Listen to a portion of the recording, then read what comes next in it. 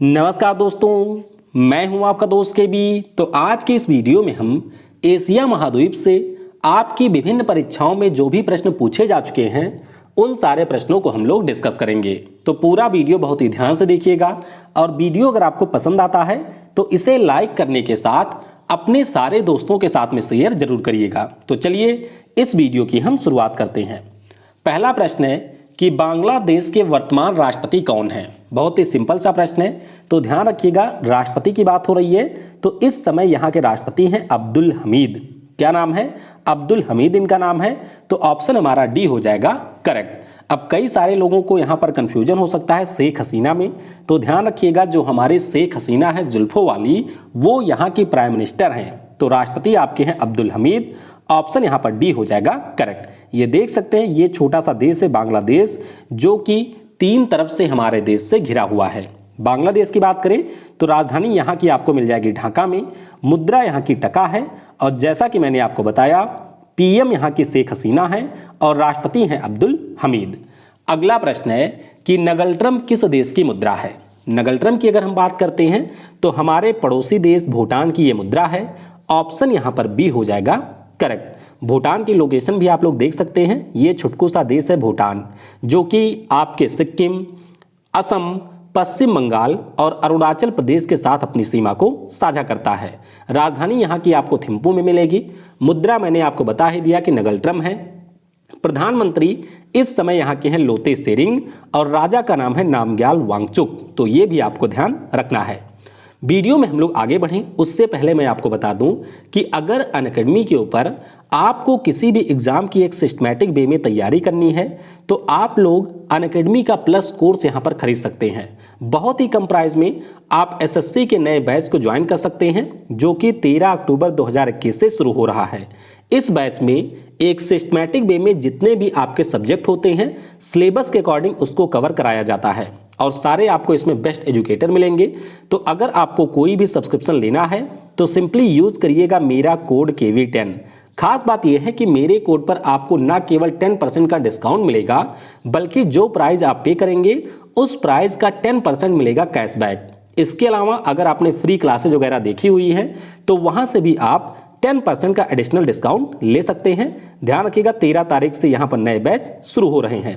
इसके अलावा free test series अगर आप लोग चाहें तो अनअकैडमी की ज्वाइन कर सकते हैं। इसका लिंक मैं आपको पिन कमेंट में दे दूंगा, बस उसके ऊपर आप लोग क्लिक करिए और इस फ्री टेस्ट सीरीज को ज्वाइन कर सकते हैं।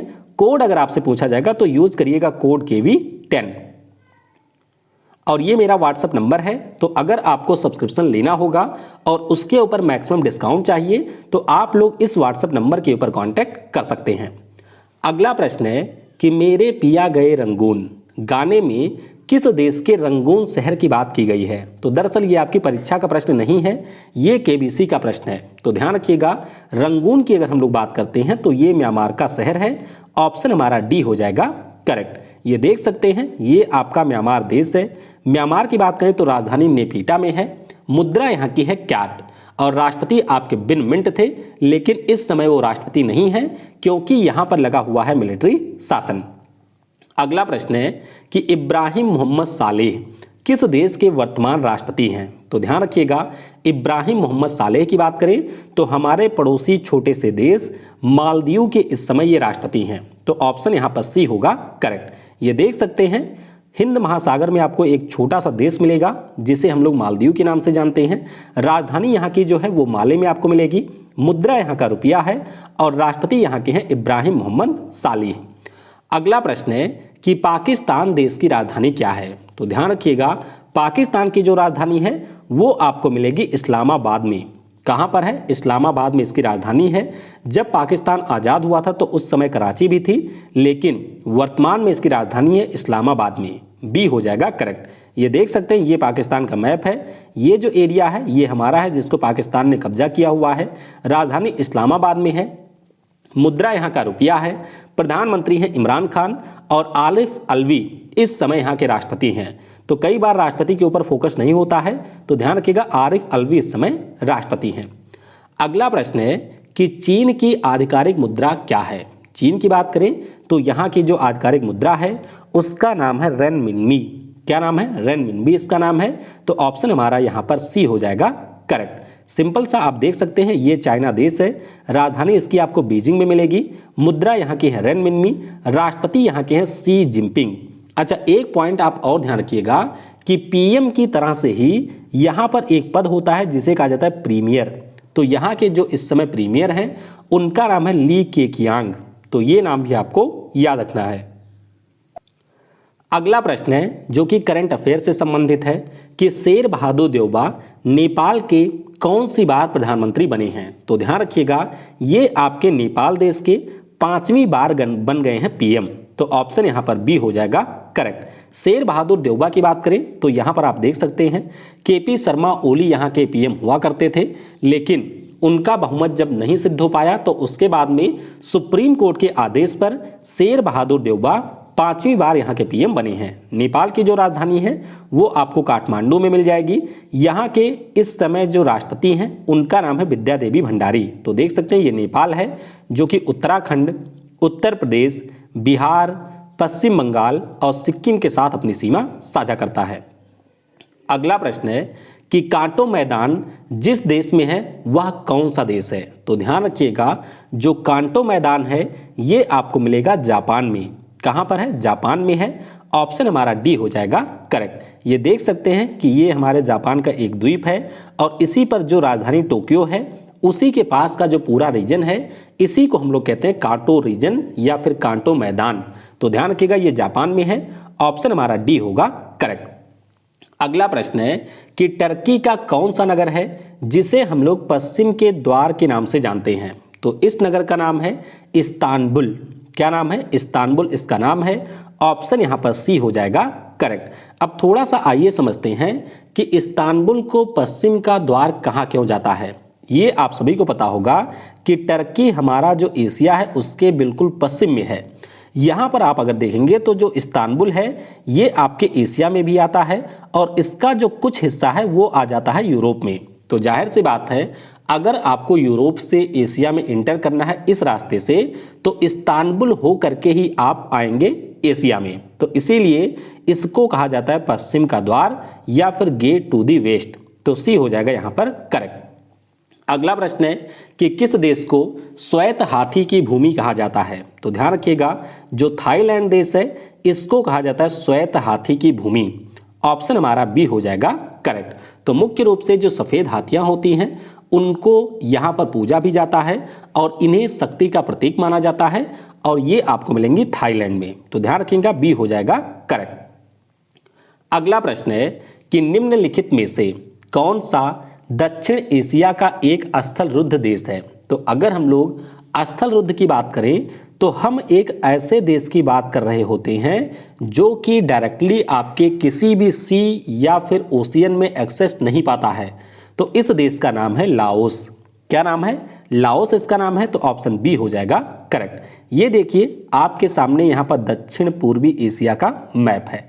अगर हम लोग लाओस की बात करें तो देख सकते हैं ये चारों तरफ लैंड से घिरा हुआ है। जो ग्रीन कलर की कंट्री है यही है लाओस। तो ऑप्शन हमारा बी हो जाएगा करेक्ट। अगला प्रश्न है कि एशिया महाद्वीप में जो मलक्का स्टेट है वो किन दो देशों के बीच में स्थित है। बहुत ही महत्वपूर्ण प्रश्न है। तो ध्यान रखिएगा जो मलक्का स्टेट है ये आपको मिलेगा मलेशिया और इंडोनेशिया के बीच में।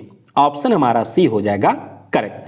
अब यहाँ पर आप लोग थोड़ा फोकस करेंगे, ये आपका पूरा कहलाता है मलाय पेनिनसुला और ये जो आपका द्वीप है ये है सुमात्रा जो कि आता है इंडोनेशिया के अंडर। तो इस बीच में ये जो सकरा मार्ग आपको दिखाई दे रहा होगा इसी को हम लोग कहते हैं state of Malacca.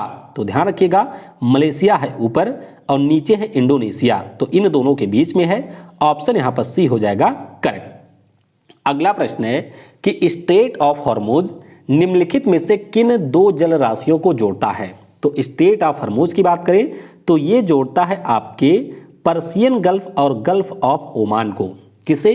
Persian gulf और गल्फ ऑफ ओमान को। तो डी हो जाएगा करेक्ट। अब यहाँ पर देखिए ये ईरान है ऊपर, सऊदी अरब है, बीच में जो आपका जल वाला भाग है इसी को कहा जाता है पर्शियन गल्फ।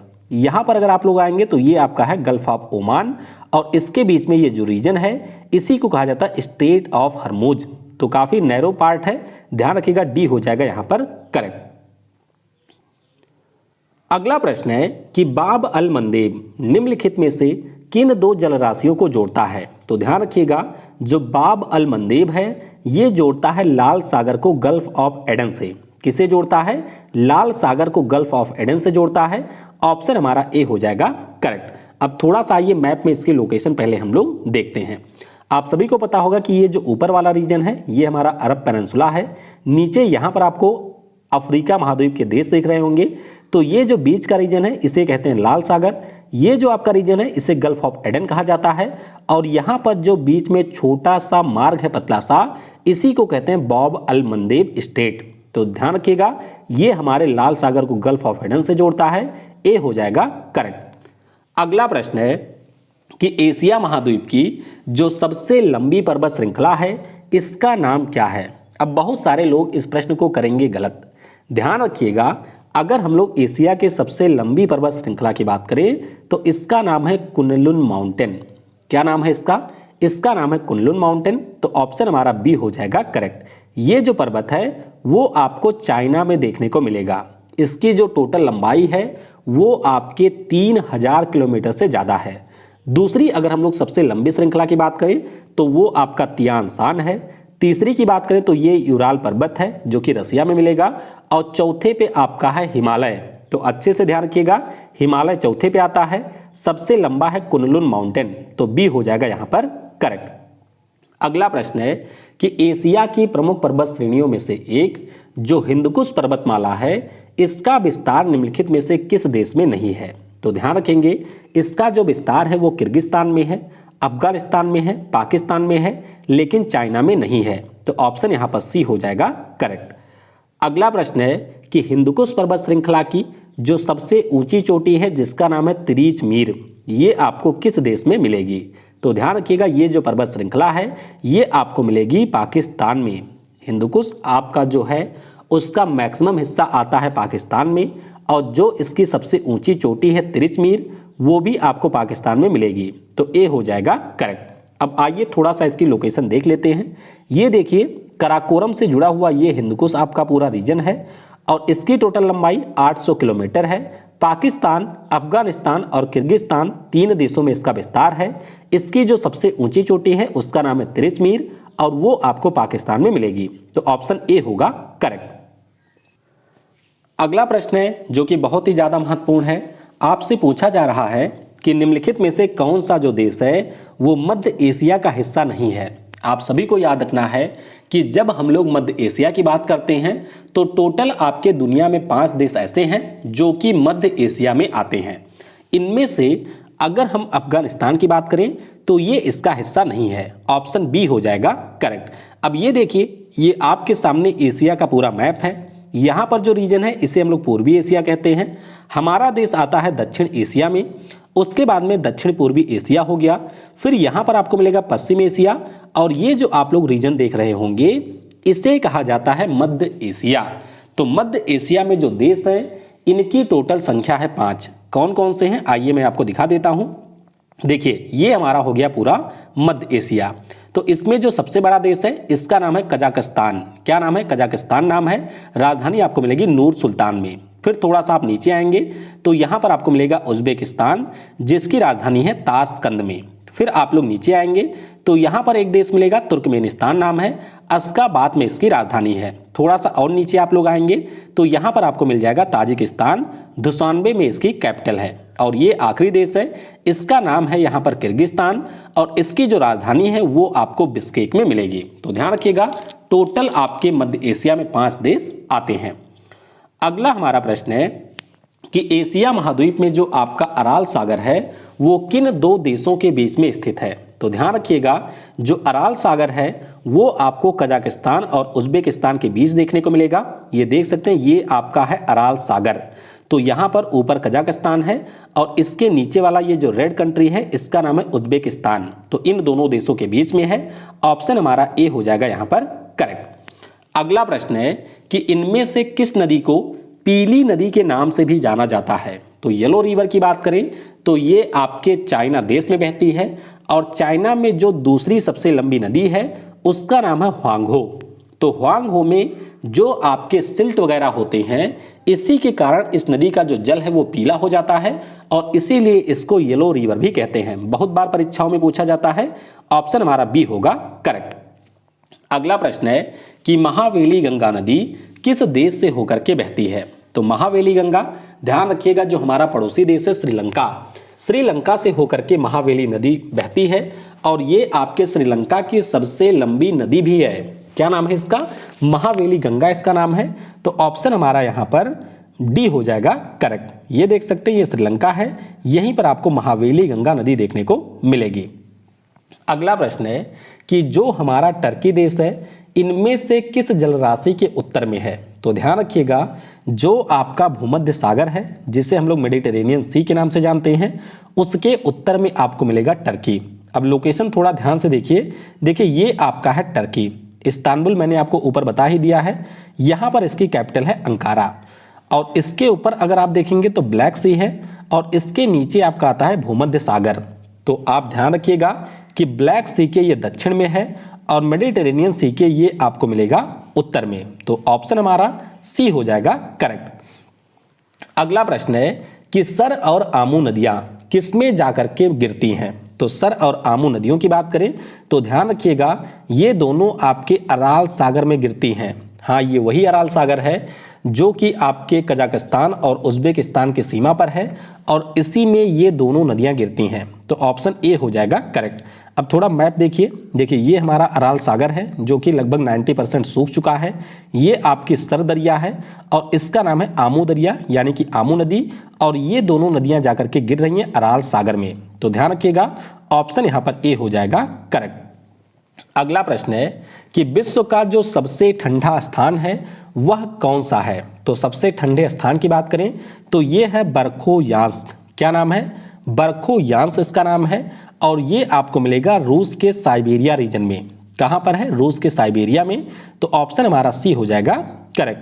देख सकते हैं कि यहां पर जो न्यूनतम टेम्परेचर अभी तक रिकॉर्ड किया गया है वह आपका -67.8 डिग्री सेल्सियस रहा है। समझ गए? तो ऑप्शन सी हो जाएगा करेक्ट। अगला प्रश्न है कि ड्रम इनमें से किस देश की मुद्रा है? तो ड्रम की बात करते हैं तो ये मुद्रा है आर्मेनिया की। कहां की है? आर्मेनिया देश की है। ऑप्शन यहां पर ए हो जाएगा करेक्ट। ये देख सकते हैं ये छुटकू सा देश है आर्मेनिया, यहीं की मुद्रा है ड्रम। राजधानी इसकी एरेवन में है और राष्ट्रपति इस समय है अरमेन सरकीसियन। तो ध्यान रखेंगे आर्मेनियन ड्रम यहाँ की मुद्रा है। ए हो जाएगा करेक्ट। अगला प्रश्न है कि दक्षिण एशिया का जो देश है ब्रुनेई, ये आपके किस द्वीप का हिस्सा है? काफी महत्वपूर्ण प्रश्न है। ध्यान रखिएगा जो ईस्ट कालीमंतन द्वीप है इसी के ऊपर आपको मिलेगा छुटकू सा देश ब्रुनेई। ऑप्शन हमारा यहाँ पर सी हो जाएगा करेक्ट। अब देखिए पहले आप ये समझिए कि ईस्ट कालीमंतन द्वीप कौन सा है। तो ये जो आप बड़ा सा लैंडमास देख रहे होंगे ये हमारा है ईस्ट कालीमंतन द्वीप। अब ये जो द्वीप है इस पर 3 देश आते हैं। ये आपको एक हल्की सी बाउंड्री दिख रही होगी, तो इस बाउंड्री के नीचे ये जो पूरा रीजन है ये आता है इंडोनेशिया में। बाउंड्री के ऊपर ये जो रीजन है ये आपका आता है मलेशिया में और इसके ऊपर बहुत ही छुटकू सा देश है एक, उसका नाम है ब्रुनेई। बंदर सेरी बेगावन यहाँ की राजधानी है और 2021 में ये आसियान का अध्यक्ष देश भी है। ध्यान रखिएगा ऑप्शन सी हो जाएगा करेक्ट। अगला प्रश्न है कि फिलीपींस देश की मुद्रा क्या है? फिलीपींस की बात करें तो इसकी मुद्रा है पेसो। क्या है? फिलीपींस की मुद्रा है पेसो। ऑप्शन हमारा सी हो जाएगा करेक्ट। तो ये आपके प्रशांत महासागर के पश्चिम में एक छोटा सा देश है। ध्यान रखिएगा इसके बारे में। राजधानी इसकी मनीला में मिलेगी जहां पर आपको एशियाई विकास बैंक का हेडक्वार्टर मिलेगा और रॉड्रिगो ड्यूतर्ते, क्या नाम है? रॉड्रिगो ड्यूतर्ते, ये इस समय यहाँ के राष्ट्रपति हैं। और फिलीपींस की बात आई है तो एक नाम आपको जरूर ध्यान रखना है जो कि है मारिया रेसा का। रैपलर नाम की एक न्यूज एजेंसी है जिसकी सीईओ है मारिया रेसा। इस साल यूनेस्को का जो प्रेस फ्रीडम पुरस्कार है वो भी इन्हीं को दिया गया है और इस साल जो आपके शांति का नोबेल पुरस्कार है वो भी मिला है मारिया रेसा को। तो ऑप्शन सी हो जाएगा करेक्ट। अगला प्रश्न है कि एशिया महाद्वीप में क्षेत्रफल के दृष्टिकोण से सबसे बड़ा देश कौन सा है? तो बिल्कुल आसान सा है, सबसे बड़ा देश है चाइना। ऑप्शन यहाँ पर डी हो जाएगा करेक्ट। तो देख सकते हैं ये आपका चाइना है जो कि सबसे बड़ा है, तो ऑप्शन डी हो जाएगा ऑप्शन यहाँ पर बी चाइना हो जाएगा करेक्ट। अगला प्रश्न है कि विश्व की जो सबसे गहरी झील है बैकाल, ये आपको किस देश में मिलेगी? तो ये मैंने आपको विश्व में सबसे लंबा ऊंचा वाले में भी कराया था, ये आपको मिलेगी रसिया में। ध्यान रखिएगा, ऑप्शन हमारा डी हो जाएगा करेक्ट। तो ये देख सकते हैं, ये ऊपर वाला जो पूरा रीजन है रसिया का है, और यहाँ पर मंगोलिया के थोड़ा सा ऊपर आपको बैकाल झील देखने को मिलेगी। अगला प्रश्न है कि बेरिंग जल संधि एशिया को किस महाद्वीप से अलग करती है? बेरिंग जल संधि की बात करें तो ये एशिया को अलग करती है उत्तर अमेरिका से। ऑप्शन हमारा बी होगा यहाँ पर करेक्ट। तो देख सकते हैं, ये आपका जो रीजन है यहाँ पर ऊपर वाला, ये सारा आता है रसिया में। यहाँ पर आपको अलास्का मिलेगा जो कि अमेरिका का हिस्सा है, और यहाँ से जो पूरा रीजन है ये आता है उत्तर अमेरिका में। तो ये जो बीच में छोटा सा मार्ग है, इसी को कहा जाता है बेरिंग स्टेट। क्या कहा जाता है? Bering Strait. तो ऑप्शन हमारा बी हो जाएगा करेक्ट। अगला प्रश्न है कि इंडोनेशिया की जो राजधानी है वो आपको किस द्वीप के ऊपर देखने को मिलेगी? तो इंडोनेशिया की राजधानी ये आपको मिलेगी जावा द्वीप पे, यानी कि ऑप्शन सी हो जाएगा यहाँ पर करेक्ट। अब देखिए, ये आपके इंडोनेशिया का द्वीप है जिसका नाम है सुमात्रा। यहाँ पर आपको जो दिख रहा है इसी को कहते हैं जावा, और इसी के ऊपर इसकी राजधानी है जकार्ता। ये मैंने ऊपर आपको बता ही दिया कि ये जो पूरा है ईस्ट कालीमंतन है, और यहाँ पर आपको मिलेगा सुलावेसी द्वीप। तो ये कुछ इसके प्रमुख द्वीप हैं, इनके बारे में आप जरूर याद रखेंगे। तो कैपिटल इसकी जावा पे है, सी होगा करेक्ट। अगला प्रश्न है कि जापान के ये जो आपके सामने द्वीप हैं, इनको उत्तर से दक्षिण के क्रम में लगाइए, यानी कि जो आपका उत्तर में है उसको आपको सबसे पहले लिखना है, और जो आपके दक्षिण में है उसको लिखना है सबसे बाद में।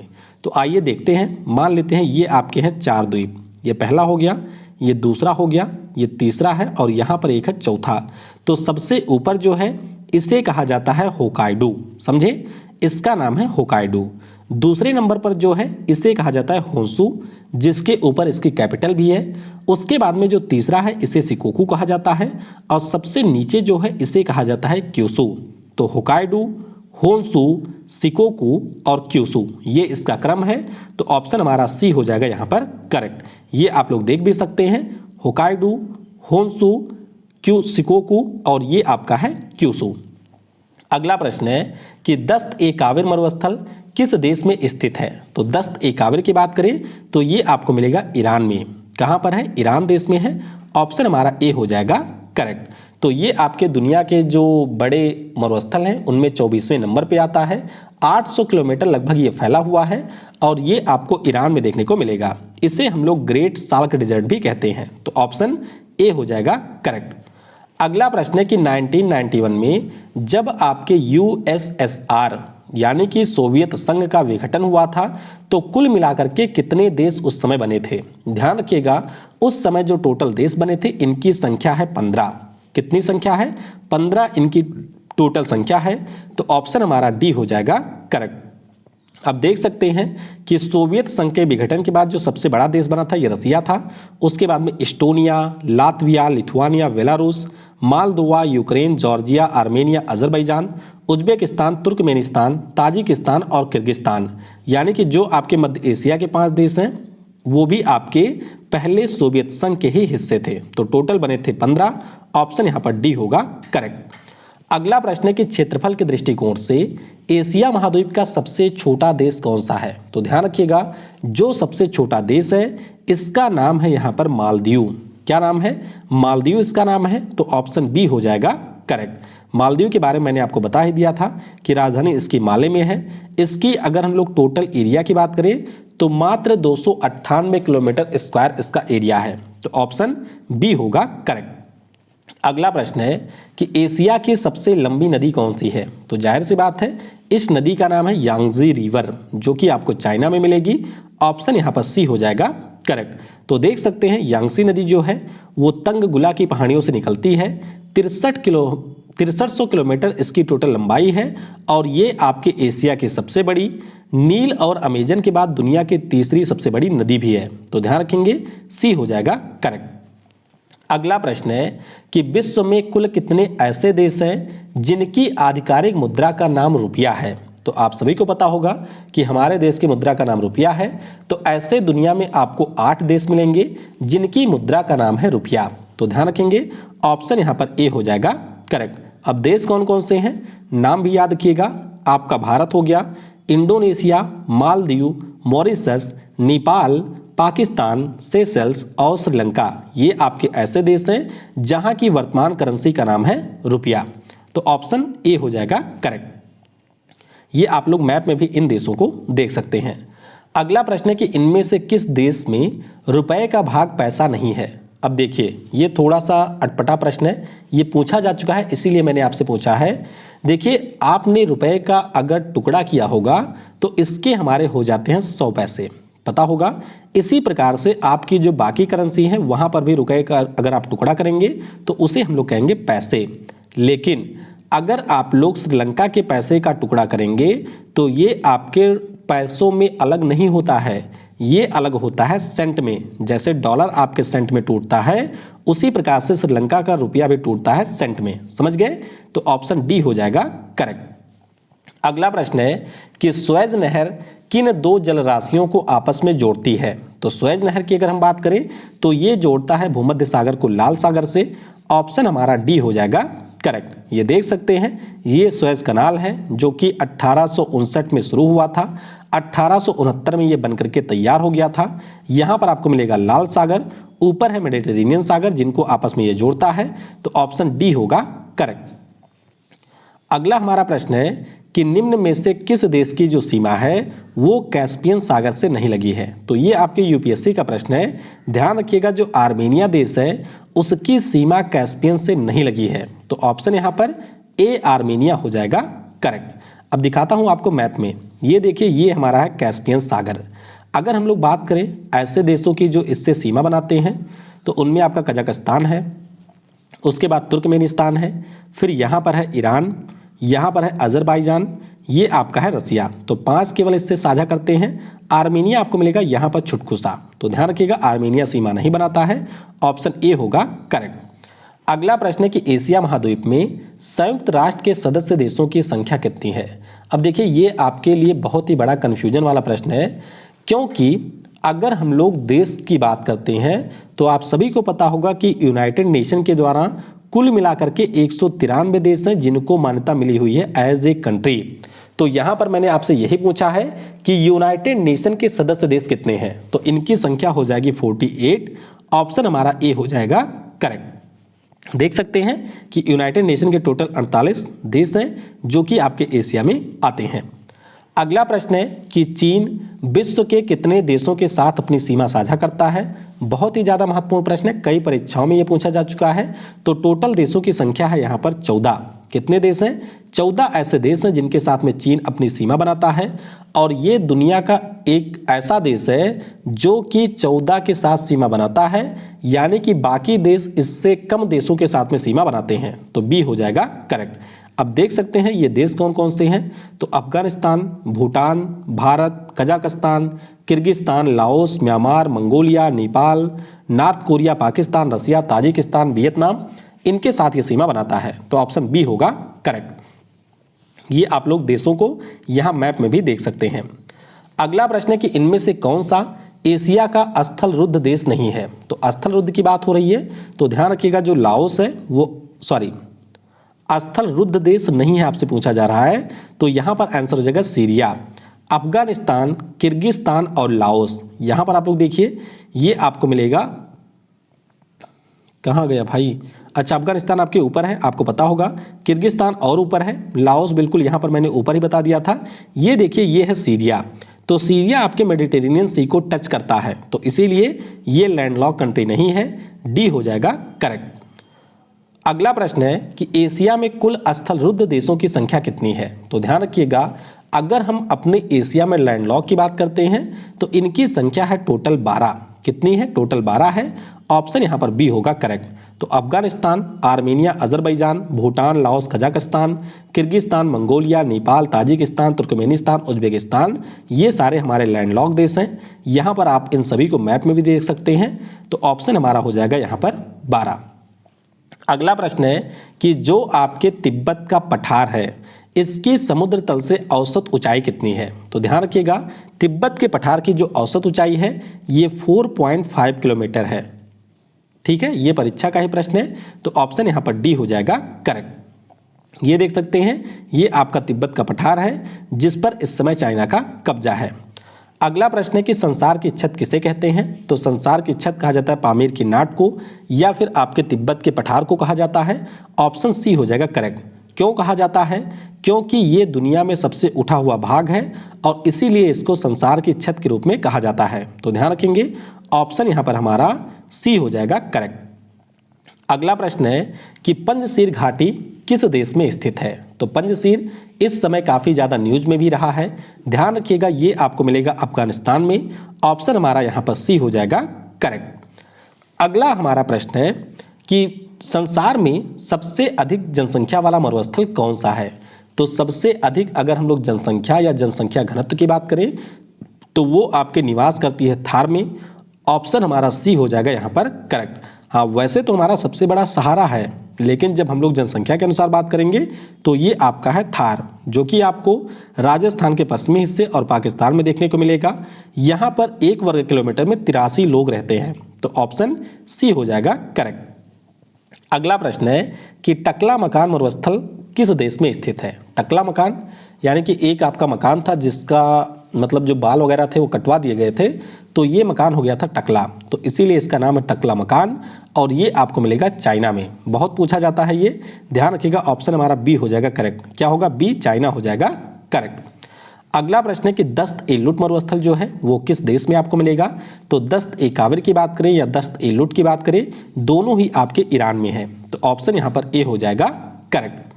अगला प्रश्न है कि गोबी मरुस्थल किस देश में स्थित है? तो गोबी की बात करें, ये आपको मिलेगा मंगोलिया में। कहाँ पर है? मंगोलिया में है। सी हो जाएगा यहाँ पर करेक्ट। तो गोबी मरुस्थल ये आपको मंगोलिया में मिलेगा, दक्षिण मंगोलिया, और इसका कुछ हिस्सा आपके आता है चाइना में। तो अगर मंगोलिया नहीं मिलता है तो चाइना होगा करेक्ट। फिलहाल ध्यान रखिएगा, मैक्सिमम हिस्सा इसका मंगोलिया में है, तो सी हो जाएगा करेक्ट। आखिरी प्रश्न है कि एशिया महाद्वीप में घास का कौन सा मैदान पाया जाता है? तो ध्यान रखिएगा, एशिया महाद्वीप में एक ही घास का मैदान पाया जाता है और इसे हम लोग स्टेपीज के नाम से जानते हैं। किस नाम से? स्टेपीज के नाम से जानते हैं। तो ये ना केवल आपके एशिया में मिलता है बल्कि यूरोप में जो घास का मैदान है उसको भी हम लोग स्टेपीज के नाम से ही जानते हैं। आई होप आपको ये वीडियो पसंद आया होगा। अगर आपने थोड़ा सा भी ईमानदारी से वीडियो को देखा है यहाँ तक तो कमेंट में बताइएगा कि लगभग आप कितने प्रश्न यहाँ पर सही कर सकते थे। तो इसी प्रकार से स्टैटिक की जो वीडियो है वो आपको मिलती रहेगी। चैनल अगर आपने सब्सक्राइब नहीं किया है तो ज़रूर कर लीजिए, जिससे आपको बेस्ट क्वालिटी की वीडियो मिलती रहे। Thanks for watching. जय हिंद, जय भारत, और सबसे ज़रूरी, पढ़ेगा भारत तो बढ़ेगा भारत। और अगर आपने वीडियो को ध्यान से देखा है यहाँ तक तो नीचे लिखिएगा yes I can do it.